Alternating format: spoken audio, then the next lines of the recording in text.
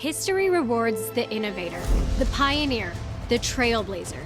For over 30 years, Supermicro has been fueling innovators and visionaries with the industry's best computing resources. We have built the industry's widest portfolio of storage servers with the largest open ecosystem of leading storage hardware so that you can be first. Welcome to Supermicro's 2025 Open Storage Summit. Hello and welcome everybody to the Generative AI in the Enterprise part of the Supermicro Open Storage Summit. I'm Rob Strechay, Managing Director and Principal Analyst with theCUBE Research. Today we're diving into storage infrastructure for enterprise generative AI applications. Not just a buzzword, but as a foundational shift in how intelligence is built and deployed and applied across the enterprise. Let's start by digging into some of the terms we're going to be talking about. When we talk about generative AI, we're referring to systems that don't just analyze data, they create it. Whether it's generating code, text, designs, or even making decisions, Gen AI models are capable of producing new content that's statistically coherent and often contextually rich. This is fundamentally different from predictive AI, which excels at classification, regression, and forecasting. Great for fraud detection or sales predictions, but not built to create.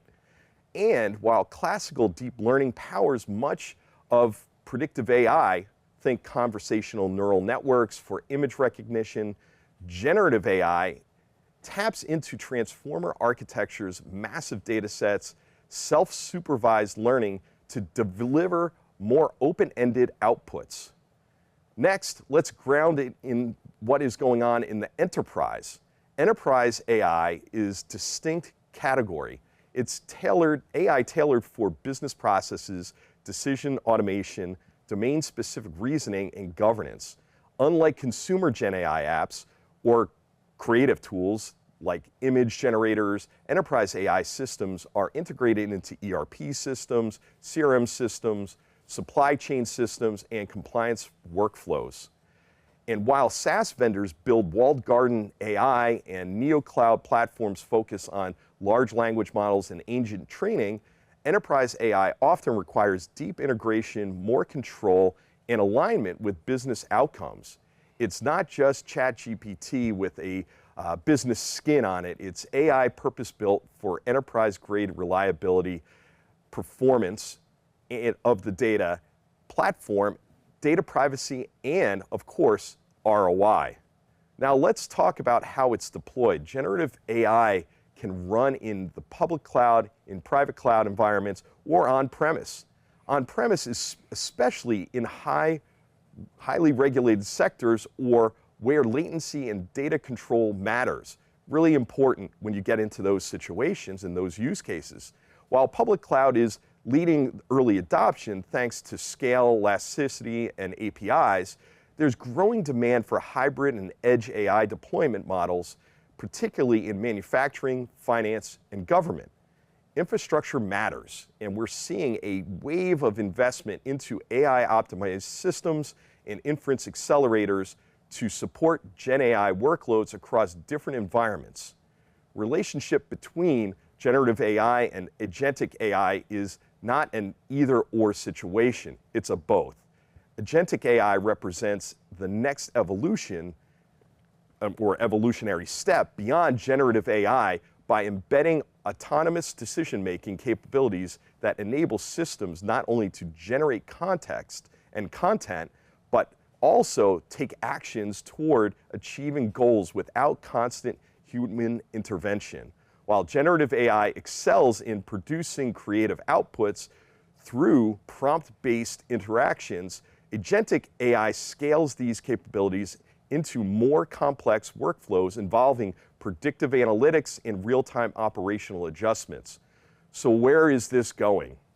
Estimates vary, but global market for generative AI is projected to exceed 1.3 trillion by 2032. Growing at a CAGR of north of 40%. Enterprise use cases for code generation, customer support to legal drafting and analytics augmentation are expected to drive a significant portion of that value.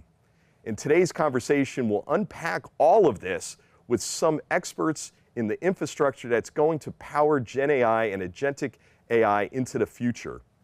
So I want to thank and welcome in the panel. First off, Wendell Wengen with Supermicro.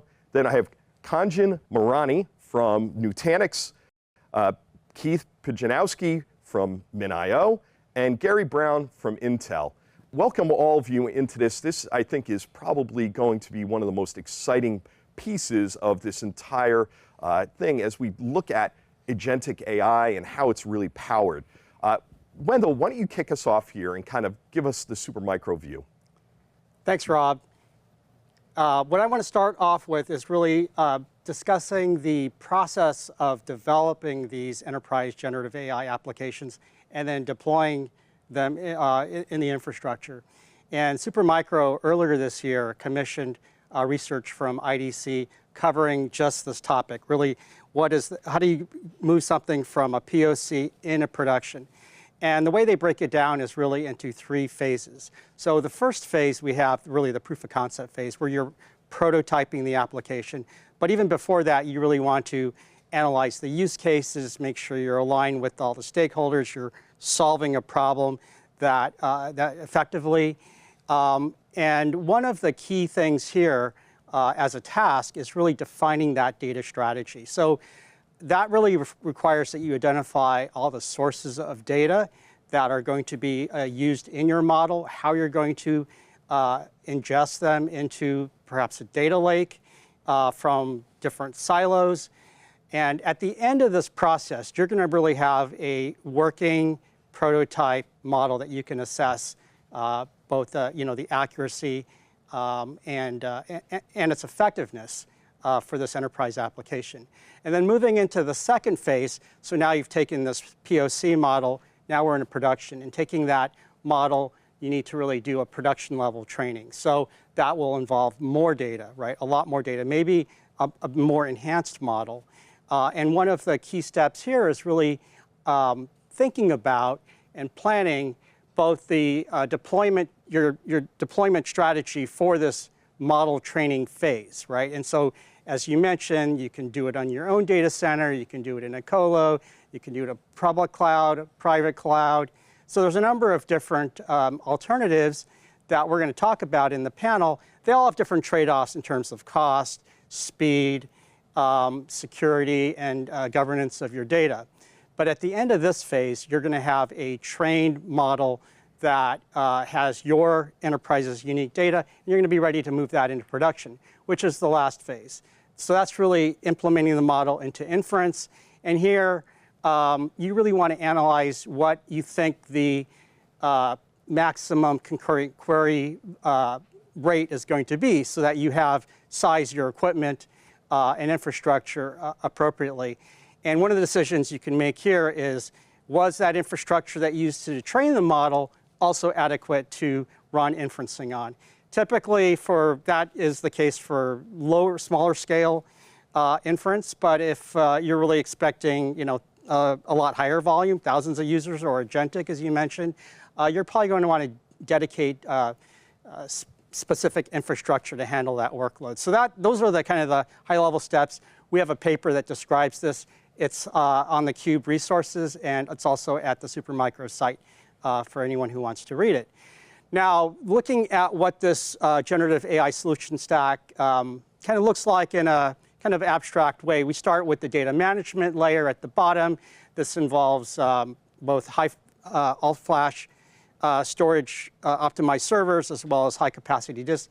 So Supermicro has a wide variety of both types of these storage optimized servers that all feature Intel Xeon 6 processors and other processors. We often use object storage from MinIO. And then above that, the compute resources that I mentioned, those can either be dedicated GPU servers. We have a variety of those products that have all the way up to eight-way GPU servers. And you can combine those into much larger clusters for greater workloads. And then we have compute servers that are used just in the general data flow, data processing. And of course, those also run Intel Xeon processors. And then above that, we have the models themselves. So if you're developing those systems, your own models, the software layer, and then the application. And I want to point out here that we have a couple of systems on display. These are examples of specifically designed hardware products that we have deployed with, or working with Nutanix on. These, one of the systems has 4 nodes of 2 processors each, and the other one is able to support a number of different GPU accelerator cards in them. So these are all specific Nutanix solutions that we offer with Nutanix. So I think I'm going to turn it over to Kanchan, who's going to really talk about what the Nutanix AI platform does and give us more specifics on it. Yeah, Kanchan, why don't you bring us into and kind of, help people understand where Nutanix plays from an AI perspective. I think, again, maybe they know you from the hyperconverged, being the leader and one, this one who started it all from that perspective. Yeah. Thank you, Rob, and thank you, Wendell, for laying out the process and the solution stack for AI. I think what I'm going to dive into a little bit is the infrastructure that supports those solutions and enables that process of taking AI to production. Right. A little bit about Nutanix. If you know Nutanix as the pioneer in hyperconverged infrastructure, a lot has been going on with us since we started down that path.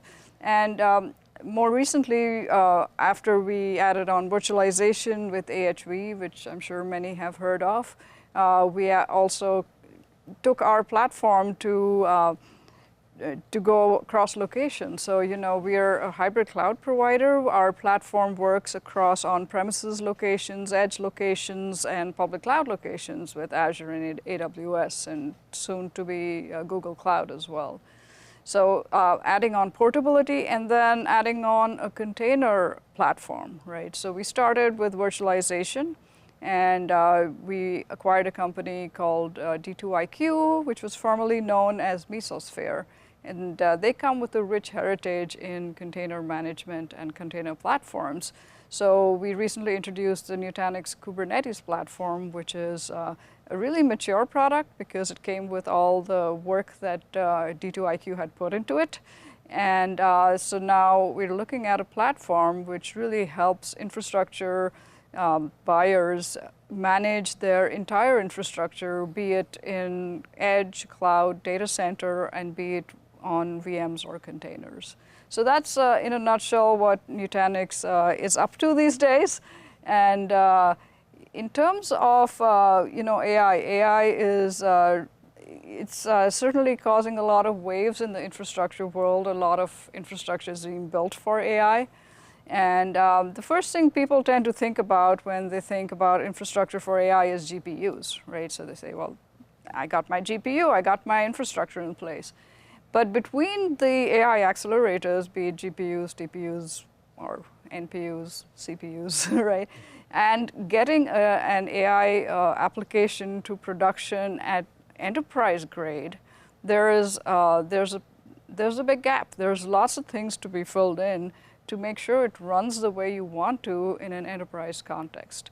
So the first thing to think about is if you're talking about enterprise applications, you want them to be resilient, you want them to be secure, you want them to be governed, you want to manage costs. So there is a base of how do I make sure that all of this is resilient, and how do I make sure it runs where I want it to run. So you need a solution for that. So you're not dealing with it at the individual application level, right? The next thing you need is an operational Kubernetes platform, right? So Kubernetes on its own is not it's not production ready. You need to surround it with other CNCF projects to make it to give it things like some of the governance, policy management, and other things, security that you expect for an enterprise deployment, right? And managing each of these components separately can be a nightmare. So what you're really looking for is a platform that can manage all of this for you and give you an operational Kubernetes platform, right? And then once you have that, you're looking at all the inferencing pieces, whether it's the endpoint service, your model repository, how do you control access to it, because privacy is a big issue. How do you manage day two operations, and how do you do it across the enterprise, right? So typically in an enterprise, you have several lines of business. All of them have their applications that they're trying to put together. And what you really don't want is each of them going in their own direction, and then that becomes a governance nightmare, right? And then, as you mentioned, Rob, there's large data sets that you're typically dealing with. So you want to plan for your data services around the data that you're using, right? So there's a lot of pieces between the accelerators and the applications that really form your AI platform, so to speak, right? What Nutanix brings to the table is essentially the filling of this gap, right? And we have Nutanix Cloud Infrastructure. You may have known some of the pieces earlier as AOS and AHV and Flow. This essentially performs the task of providing that resilient infrastructure everywhere, right? So it brings resilience, things like replication, snapshotting, recovery, all of those things at the platform level for your AI infrastructure. And it runs anywhere. It runs on your edge locations, data centers, and in public cloud. The Nutanix Kubernetes platform I talked about a little bit. This is what we acquired with the Day2IQ acquisition. It's really a nice packaged Kubernetes platform which provides all the services you need to make Kubernetes really work in your enterprise and not have to manage 22 different upgrades when you're trying to upgrade your platform, right? And Nutanix Enterprise AI is our inferencing platform. It provides centralized inferencing services and UI access to different models from Hugging Face and NVIDIA's NGC, including the NIMS and NeMo models that you talked about. It enables agentic AI, and it provides the simplicity that Nutanix is known for to the world of inferencing, right? And then on the data side, we have solutions for both structured and unstructured data. So with Nutanix database services, we have lifecycle management and thin cloning and data services for SQL databases, NoSQL databases, and vector databases, which for AI, that's where a lot of the data is stored, in vector databases.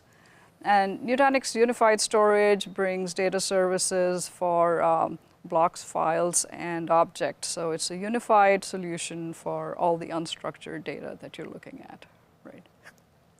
So between all of this, we have a really solid platform which helps customers go from what they say is a bag of parts to get to a platform to a more solution approach where they're able to look at all the pieces together, which make sure they all work together, and they provide the kind of platform that's required to run enterprise AI.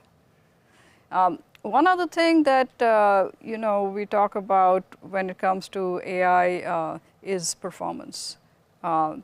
Because we have such large data sets, right? There's so much data being created, whether it's from sensors or different kinds of video data and so on, which is it's a rich data set. And because we're dealing with an expensive resource like GPUs, what we want to make sure is that storage is not your bottleneck, right? You want to make sure that your GPUs are being fully utilized. You're not, you're getting the ROI you want to, right, from it. So in order to make sure that this happens, we ran a benchmark. So ML Commons is an industry consortium which runs these benchmarks. And we ran a benchmark for an image classification workload, which several other vendors also ran. And essentially, the goal was to see how many GPUs can you saturate, get 90% utilization from them. How much can you scale to? And with Nutanix Unified Storage, we were able to scale to over 1,000 GPUs and saturate those GPUs. The next vendor was less than half of that, and this was a files workload for image classification, right? So essentially, this is one thing to consider when looking for your enterprise AI solution in the whole, is to make sure you're balancing the infrastructure that you have on the storage side with what you have on the compute side, so that you're not creating bottlenecks and you're able to get the utilization you need. Yeah, it totally makes sense, and I think we're going to bring in Keith now on this as well, because I mean, talking about the storage layer, MinIO, let's jump right into it and understand how again, object-oriented, and how that brings fun to the party with the unstructured data as well. Sure. Thanks, Rob. So for those of you who don't know us, MinIO, we are a software-defined storage leader. We have 52% of the Fortune 500 and 77% of the Fortune 100 use us. With respect to developers, we have over 2 billion downloads. And in GitHub, we have over 51,000 stars. So to start off, what I want to talk about is I want to show you one visual depiction of what AI data infrastructure could look like. And this is a slightly different perspective than what Kanchan and Wendell showed you. I'm going to take the perspective of workloads. And that's what you're seeing here. And let's start on the bottom. On the bottom, you see AI Store. That's MinIO's commercial offering. That's what you're going to need if you want to be serious about generative AI. Okay? And again, on the bottom, the bricks you see, think of those as data sets that support the workloads that are directly above them. And what I want to do is I want to walk through this simple visual and show you AI Store features that support the workloads that are above. So let's start off with Hugging Face. Now, when you do generative AI, you're not going to design and train a large language model all by yourself. You're going to grab an open source model from some open source hub. Now, Hugging Face is the most popular hub today. And what we have done, or what most people do, is they'll grab a model from Hugging Face, they'll fine tune it or put a RAG pipeline around it with their proprietary data, and then they'll use that in production. Now, with AI Hub, a lot of their APIs and a lot of even their tutorials, they walk you through the process of doing the fine tuning with your proprietary data and then pushing that model back to the hub. They want you to contribute back to the hub. If your proprietary data is sensitive or it's your business, you don't want to do that. So what AI Hub is all about is we've implemented the Hugging Face APIs. We make sure that upon the initial pull, you save your models or even your data sets if you're using Hugging Face data sets to AI Store, but subsequent versions will automatically be saved back to AI Store and will prevent any mistakes where you push those models back to the hub. Now, data lakehouses, I'm not going to go into too much detail here. My colleague Brenna Buck is going to cover that in a separate panel discussion. But the thing is, when you do your AI data infrastructure, you should think big.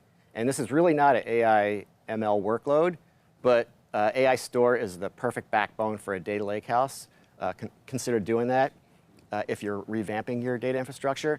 And with AI Store, you can have a data lakehouse that implements either Iceberg, Hudi, or Delta Lake, which are open table formats for dealing with large data sets for the purposes of analytics or BI. Now, many ML ops, machine learning operations, which is to AI, what DevOps is to conventional programming. Many ML ops vendors use AI Store under the hood to version data sets, models, and even other training artifacts that you want to keep track of with every experiment you do while you're developing your models. What you're seeing here is, like I said, you want to keep track of your checkpoints and you want to build out a model repository. But our S3 compatibility has made it real easy for these vendors to use us.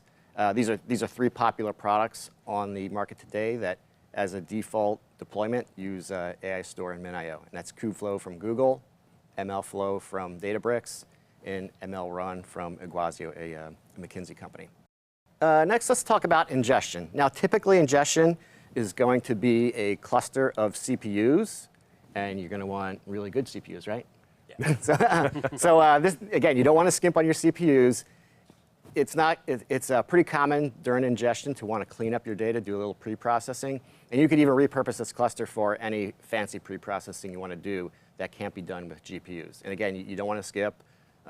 Gary's going to talk about that in a minute on how to really supercharge your CPUs. AI Store, the best way to send data to AI Store is to use S3. But since SFTP and Kafka are really popular, we also have ways to use those protocols as well. Now, training, this is where you're going to have a cluster of GPUs. Now, you can use CPUs. If you're tinkering with LLMs, you can use CPUs for prototyping. It's an OK thing to do. But when you get into high-speed distributed training, you're going to want a cluster of GPUs. Okay? Now, the thing about GPUs is they're speed demons compared to CPUs. So you have to be careful that you don't set your network or your storage solution out of balance. Now, AI Store can keep up, but you really want a good network as well. And toward that end, we've implemented S3 over RDMA. RDMA is an NVIDIA technology that's going to make the most of your network. And GPU Direct is a way to send data directly from storage to GPU memory. And in case you don't know this, without GPU Direct, your data has to go to the CPU, and then a copy has to be sent to the GPU. So that's very efficient. GPU Direct is a most efficient way to go from storage to the GPU for training, as well as inference. If you're serious about generative AI, you're going to need a vector database. A vector database facilitates retrieval augmented generation, which is the best way to get custom knowledge into an LLM. Now, to build out a vector database, you're going to need a custom corpus of all your documents that are approved for generative AI. And all vector databases require index files, which also need to be stored in object storage. So that index files basically keep track of the embeddings that come from the documents in your custom corpus. And again, our S3 compatibility has made it easy for these popular vector databases to use AI Store to store a custom corpus as well as the index files. Those are LanceDB, Milvus, and Weaviate. Now, generative AI has seen the rise of many custom inference servers that power the LLMs that make generative AI possible. And the thing about LLMs is they can be very resource intensive. So every good inference server is going to need a KV cache. KV cache is just a way to cache some of the internal tokens in the attention heads of the transformer architecture models. And this can be a really big performance boost. So you're definitely going to want an inference server that has KV caching. At MinIO, we are currently working on a KV cache. And it will be what I call NIXL compliant. We are coding to the NIXL library, which NVIDIA has set out there as a kind of a standard for interfacing with KV caches. The other thing about inference, when you're doing inference with large language models, is consider inference logs. You're going to want to keep track of every request, every response that the model generates, and you may even want to consider some of the intermediate values that go through the RAG pipeline and save those off in logs so that you can use that information to make the model more accurate for the next version of your LLM. So with that, I'm going to hand it over to Gary to tell you about what Intel's up to. Yeah, I mean, let's dive into the silicon aspect of this. Gary, why don't you kind of help us understand where Intel's playing right now? Thanks, Rob. It's a real pleasure to be here at the Supermicro Open Storage Summit and talk about what we're doing at Intel. We're really proud of the latest generation of Xeon data center processors that we've deployed. And I'll be talking a little bit more about how you build your storage infrastructure. As Wendell was talking about, you have the storage infrastructure. You also have the compute. And how do you solve for those gaps, as Kanchan was talking about? So we're going to get into this with a little bit of market data to start with. Generative AI is growing, and it's growing fast. And this data that we collected from the analysts over the next several years, going from $40 billion to over $150 billion of spending for generative AI, looks really huge. I just wanted to point out for a moment that you also have non-generative AI, things like classical AI, classical machine learning, deep learning, other places, and also in the AI pipeline, as Keith was talking about, you have a lot of other kinds of things like the data ingestion, databases, and other things that have to be done. And CPUs could be a good place to do those. We've shown that our Xeon 6 CPU is great, and we'll talk a little bit more detail about that. But of course, GenAI is a real focus right now, and that's what the focus that we're talking about. And so where do you go from there?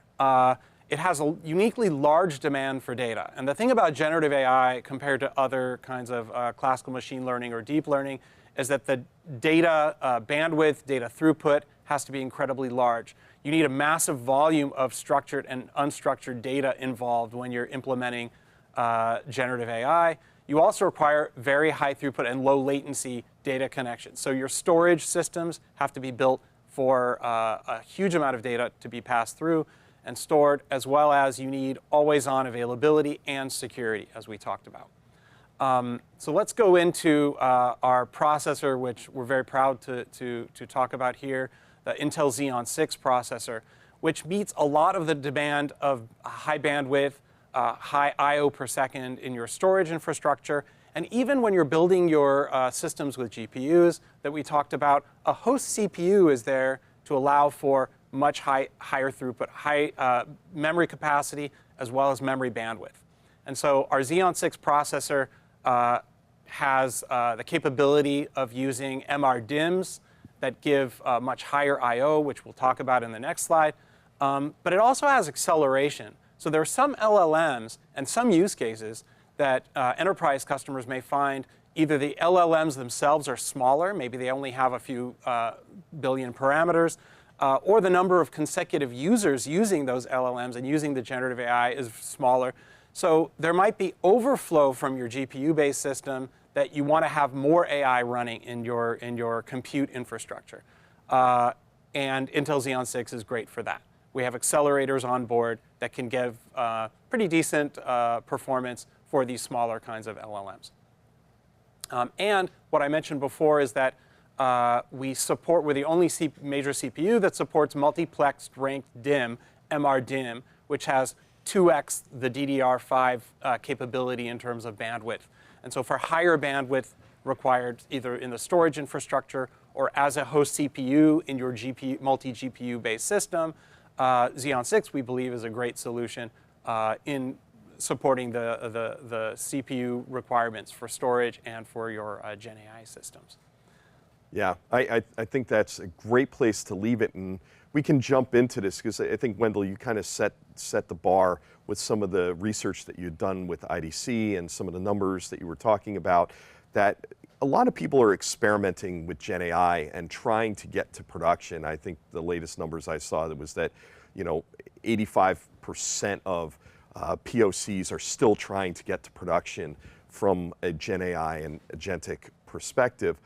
To the group here, what are you seeing as some of the customer challenges that you're trying to solve with getting to production with AI and GenAI in particular? Why don't we start with you, Wendell? Yeah, I think the good news is that a lot of enterprise customers are really either actively experimenting with generative AI or in the planning stage. And some research that we've seen from last year from IDC when they did a survey, the numbers, in terms of moving from POCs into production, were not that high. So on average, companies had 37 POCs in progress.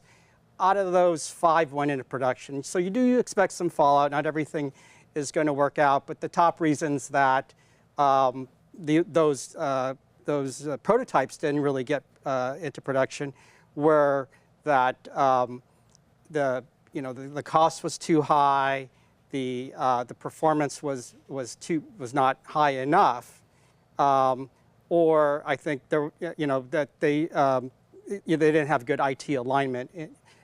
So some of those things can be figured out by some of the prototyping and the planning and the workload studies that kind of laid out. The more recent research that we commissioned with IDC, estimates that about a half of these companies are going into production. So I think the numbers are looking very good now. Yeah, no, I think that to me makes a lot of sense. Kanchan, from Nutanix perspective, this is where you guys spend a lot of time, is making it simple at that level. What are you seeing as some of those gates that are restricting people that they're trying to jump over now to get to AI in prod? It's interesting, as Wendell said, cost is one. So it's not just high cost, it's unpredictability of cost, right?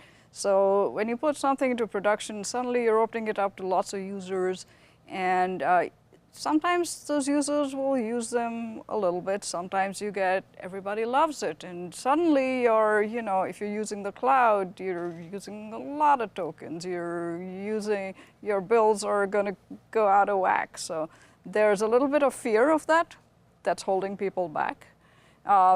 That's one aspect of it. The other big one, which Keith talked about, is data privacy, right? If I'm going to put my data into the system, how do I make sure it stays within where it should be, right? So looking for more of an air-gapped kind of solution, which, of course, there are various solutions. Nutanix has one. That's another one.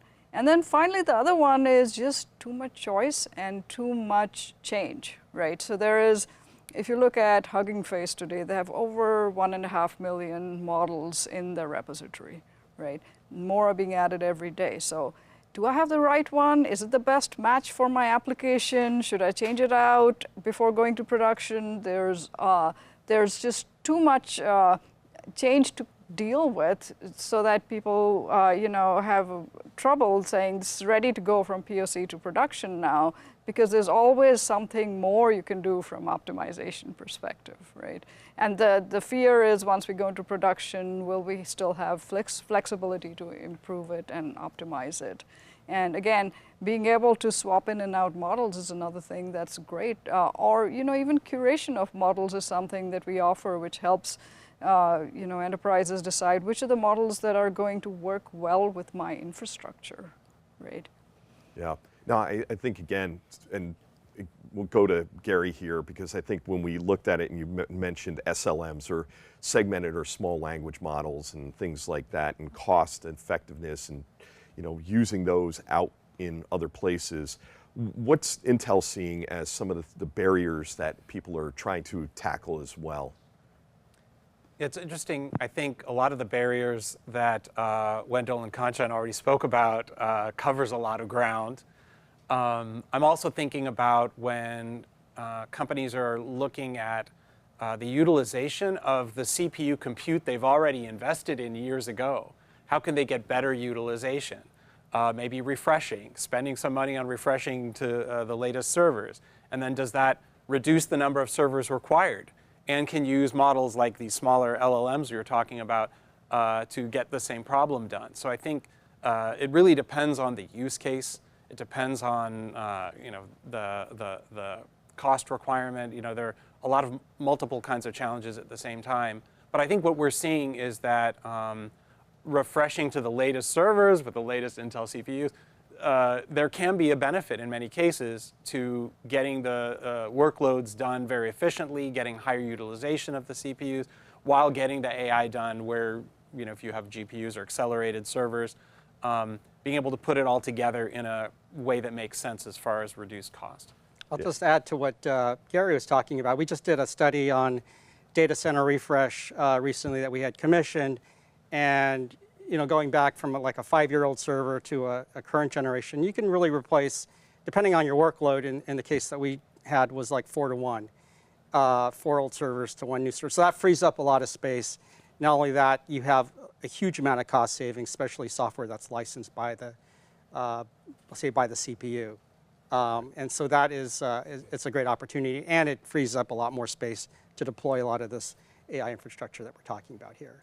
Yeah, probably power as well as a big piece that we'll be talking about, I'm sure, throughout this entire summit. But Keith, also, what are you seeing? I liked how you had laid out all of the different ways MinIO was connecting. That seems to be one of the ways that you're helping people get, across that bridge. Right. Well, I'll take a slightly different perspective. So some of the engineers I've spoken to that have been charged with, working with these LLMs to put them in production for their organization, they're telling me that it's really hard to get it right. You look at some of the frontier models like ChatGPT, Gemini, Claude, they come from organizations that have millions and millions of dollars to train them on the internet. But when you take an open source model and you want to make it an expert on your specific business, that's not easy to do. You've got to fine tune your RAG pipeline. There's a lot of options in the RAG pipeline. You're going to want to do a lot of experiments. And not a lot of people utilize fine tuning, but I have high hopes for it myself. I think it's a great way to introduce a model to any custom vernacular that your business utilizes, like maybe financial services or healthcare. But again, all these things, retrieval augmented generation, fine tuning, to get it right, you're going to want to run a lot of experiments, and you're going to want to have the infrastructure that all these folks here are talking about to do those experiments quickly and learn from them.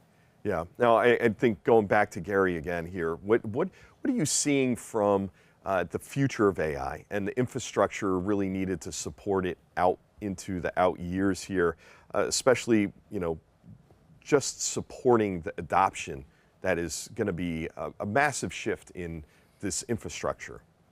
That's the greatest question, Rob. The future of AI.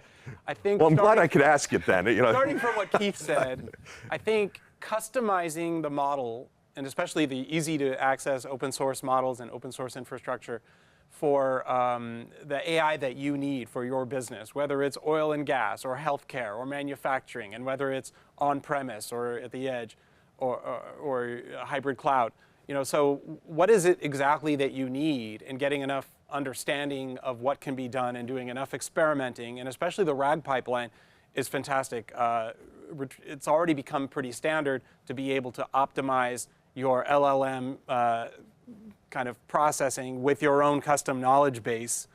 So putting together the storage and the database and all of this kind of together, I think customization is where it's going to lead, and companies are going to get smarter and smarter. Even the ones that today don't have the data scientists that that the bigger companies are attracting will still be able to customize the kind of AI that they need, and it may not be the largest models, or it may not be running on the biggest hardware infrastructure, but right-sizing the AI for what they need, and I think companies are going to get more smart about that.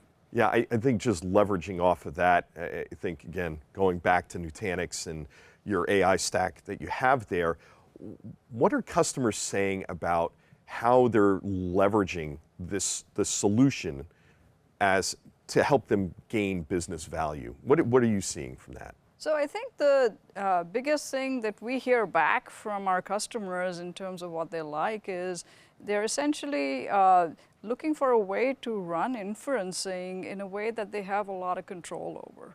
And they want to do that in a centralized way across the enterprise. But the control they're looking for is control over their data, control over their costs, control over, data or digital sovereignty is a big deal these days, right? So just, being able to control what models they run, how they access data, who accesses the data, and all of that. That's something that's very valuable to them, right? So being able to do that with our solution is something that they value. We talked about costs a little bit earlier, right? A lot of cloud providers charge by the token, right? And that makes it very hard to predict what your cost is going to look like, what the cloud bill is going to come out to be like. It depends entirely on user pickup, utilization, and so on. But with a solution where you're able to run it in a controlled manner, we don't charge by the token. We charge by the capacity you are setting up for your inferencing, right? So once you have that capacity set up, you can run it as hot as you like, right? So it helps you keep that cost predictable, under control. So that's a big piece of what they're looking for. It gives them the confidence to move forward. Yeah, and confidence has got to be key. And I think confidence in your data for AI, and coming to you, Keith, here, from AI-ready data, it means a lot of different things to a lot of different people.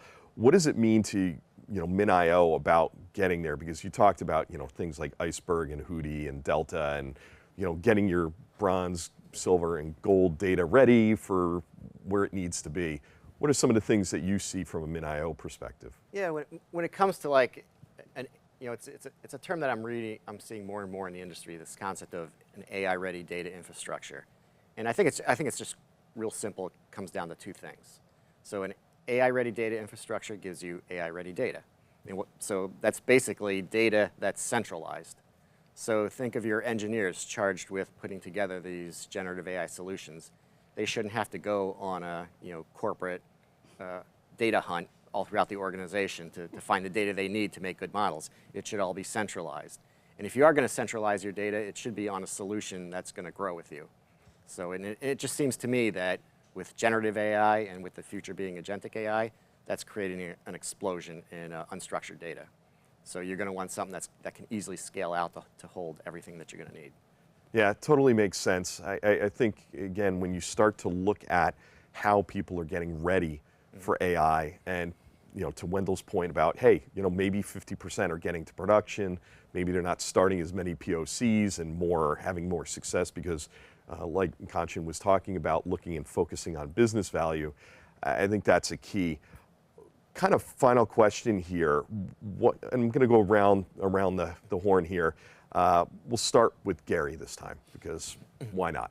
What are we seeing, and what's the best piece of advice that you could give organizations that are planning or currently going down the whole GenAI agentic path to help them really avoid some of the pitfalls?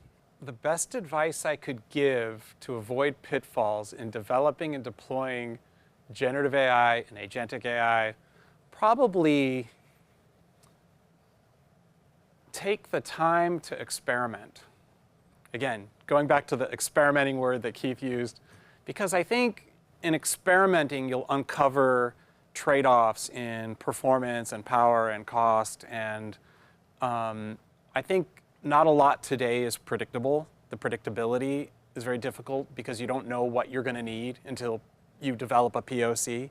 And so give yourself some extra time, maybe set a team aside to be doing that, because you never know whether your existing hardware infrastructure needs to be upgraded, or you need something new, or you might need places in your system. It's not just the AI compute itself, but as we're talking about here, storage and databases and everything else around the core AI compute. So maybe experimentation. You probably need more than you think. I think that's good. Keith, same question.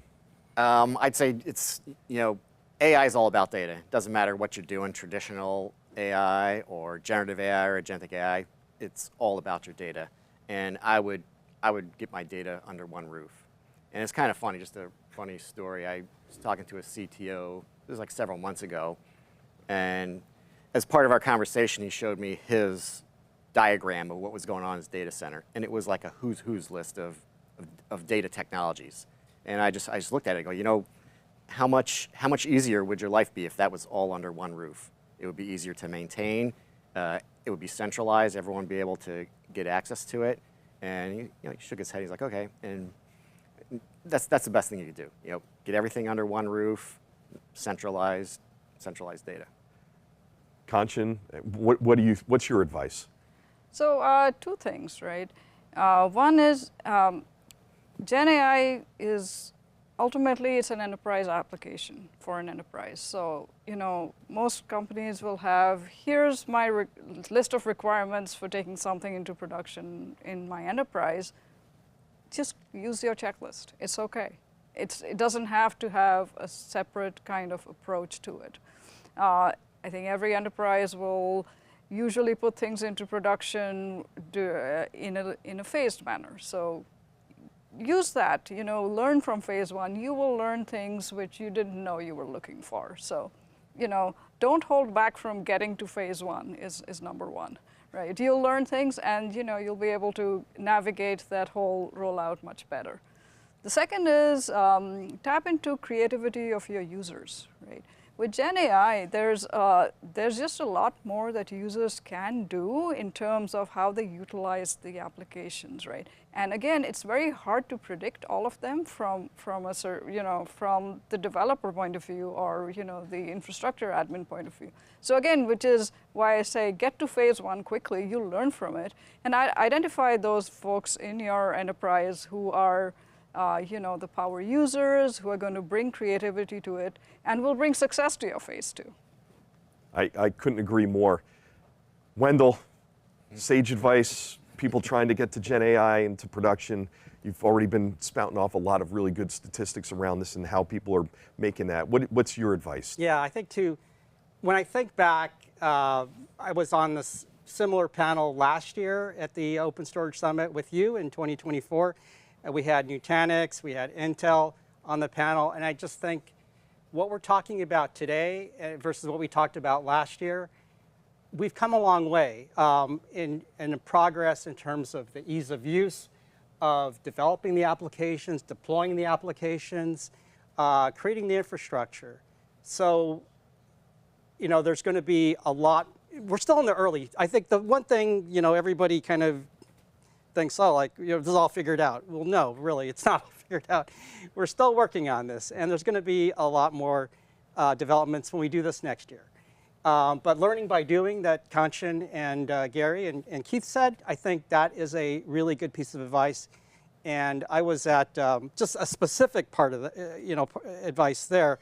I was at an event a couple of weeks ago, and Andrew Ng was speaking, and he's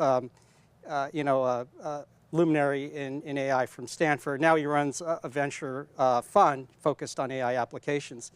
And so his advice, which I will just repeat, it's not my advice, to his portfolio companies is exactly what Kanchan said.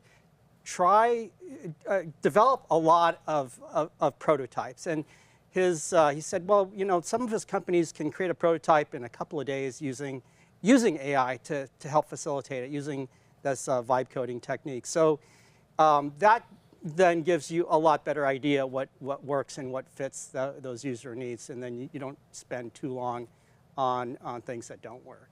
Yeah, no, totally agree. And I like Mike Tyson when he said, everybody's got a plan until you get punched in the face. And you got to go through that, getting hit in the face and understanding and learning, like you're saying, from customers and understanding and getting to phase one so you can get to phase two. And I think all of this, really hangs together. So I want to say, what a great session. I think everybody's going to have learned a lot. So thank you all for coming on board today. Thank you. Thank you. Thanks for having us. And thank you for watching this episode of the Supermicro Open Storage Summit. We'll be back with a lot more. Stay tuned.